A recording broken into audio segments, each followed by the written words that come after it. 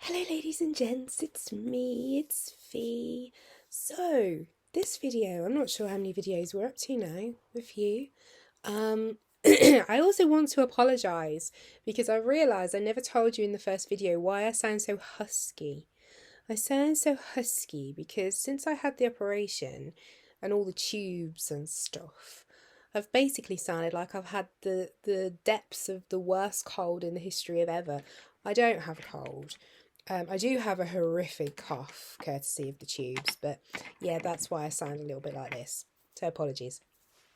So, last video we talked about the choices that I was faced with in terms of the surgery, which I knew were coming. I knew I would have to have some form of surgical intervention.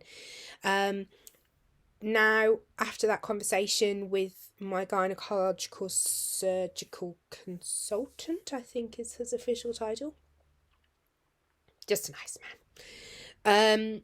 I knew that the date was coming and it would be very, very soon because we would be paying for the surgery. There was basically, I could name a day, and I was given a date and it coincided with my daughter's last day at first school. And I just felt that actually I can't do that. I can't not be there for her last day of school, and she was having a leavers party, and oh my God, it was all going on that day. So I said, actually, let's get the summer holidays out the way. We'll have a couple of weeks at her new school, get her settled in, and then I'll have the surgery. So that's what we did, hence why we were looking September, and that's what we did. So one of the things that came out of the consultation for me was that I recognised that my fitness levels weren't where they could be, and not to understate it, and my consultant didn't mince his words, this is a very, very big operation and you need to be in as good a place as you possibly can be.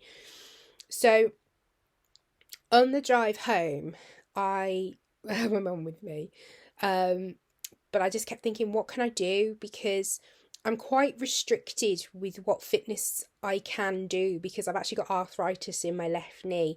So high impact stuff is a big no. Also, inclines is a which is a problem because we live on top of a hill. So the thing that I kept coming back to was walking. I can walk.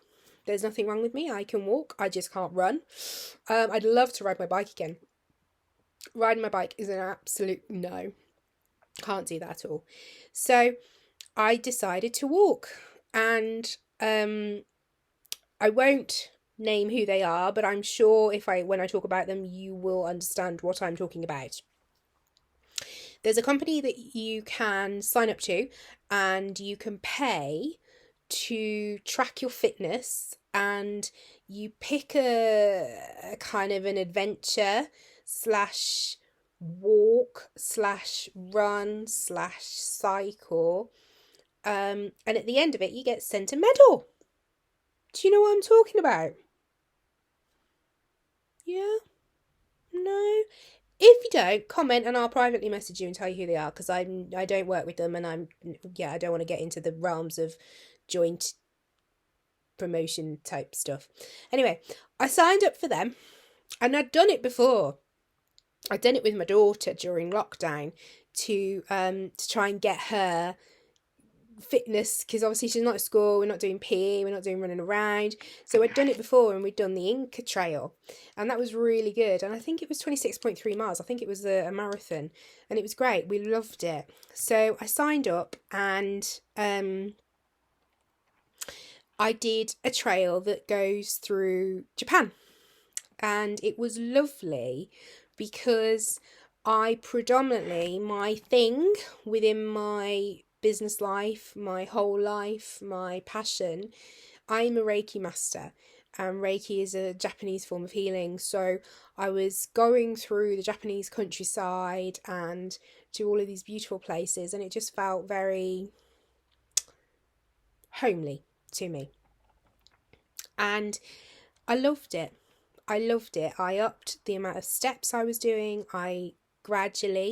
So this would have been from June all the way through to the day before the operation. I upped how long I was exercising for every day. And I discovered that I really, really like walking. And I don't necessarily walk out of my house. I used to have a little circuit before my daughter left first school, and I used to walk that about 40-50 minutes, solid walking. I would walk home. I would walk my garden from the back gate to my therapy room, from my back gate to my therapy room, up and down and up and down and up and down.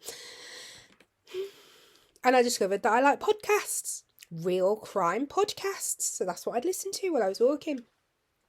So that is all I did. I walked to my operation, literally, figuratively, spiritually, every little lee that you can think of. I did. That's what I did. I walked to the operation. And when I got to my pre-op appointment, I said to the nurse, "Can you weigh me, please?" Because we don't actually own a scales here. And she did. And I'm not very good with weights and measures, as my husband will tell you. Slight digress. This is to show you how bad I am with weights and measures. A few years ago, I was trying to make a cake, and in the online shopping, I bought some flour and I bought some icing sugar. And the flour came, and the bag was about that big. And the icing sugar came, and it was about that big. It was a sack of icing sugar. So I'm not very good with weights and measures. But turns out I'd lost 18 kilograms? I don't know. Anyway, lost quite a lot of weight. But I knew I'd lost quite a lot of weight because none of my clothes fit.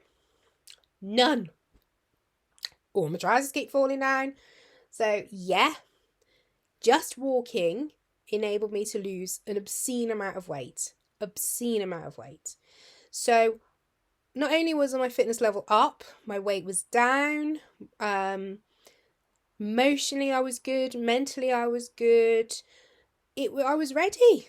I was ready for the op, and I've decided that I'm going to continue walking. I'm going to walk to recovery. So I know this is actually, I said to you it's 2 weeks. It is 2 weeks. This is the beginning of week 3, and I should be up and out of bed, and I will be. I know I will be, but the problem is I had a water infection that knocked me for 6, and I've just finished taking my last antibiotic today. So I'm hoping in the next couple of days I'll start to feel much better, much better. And once I do, I'm going to start walking, and I think I'm going to do 4 or 5 5-minute stretches of walking for a couple of weeks, and then up it to say like 8 minutes, and then up it to 10 minutes, and then I'll try 15 minutes of walking at a time until I get to around that 40-50 minute consistent walking that I was doing before the operation. So, boys and girls, that is my story of how I got ready and how I literally walked to my operation. I hope it helps you.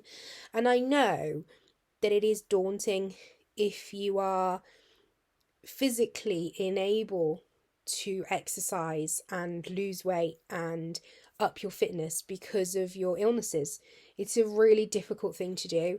And I feel lucky that I was able to find a little niche where I could do something, because I don't really like exercise. I'm not really understanding the fascination of a gym in that regard. I've never liked gyms. I don't understand them. So yeah, ideal world, I would be riding my bike, but I can't. So I know my limitations, and I found something that I can do, and actually I've discovered I really enjoy it. So it's great. Be patient with yourselves, be kind to yourselves, and don't become overwhelmed. You will get there, you will overcome, and you will succeed. Don't forget, as always, if you liked this video and you like the content of my channel, hit like, and then don't forget to do the subscribe there button, and YouTube will kindly nudge you when I release a new video. Thank you, YouTube. Bye.